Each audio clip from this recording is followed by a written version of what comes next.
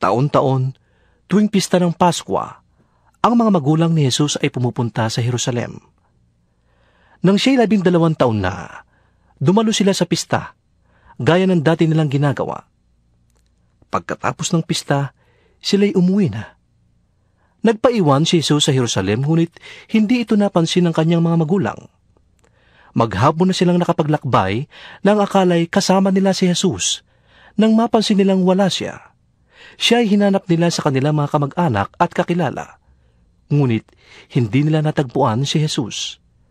Kaya't bumalik sila sa Jerusalem upang doon maghanap. Pagkalipas ng 3 araw, natagpuan nila si Jesus sa loob ng templo.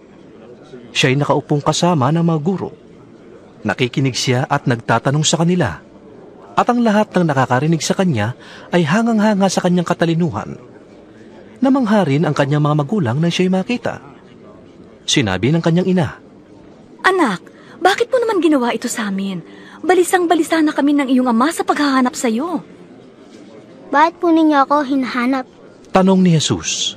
Hindi ba ninyo alam na ako'y dapat na nasa bahay ng aking ama? Ngunit hindi nila naunawaan ang pananalitang ito. Siya'y sumama sa kanila pauwi sa Nazaret, at siya'y nagpasakop sa kanila.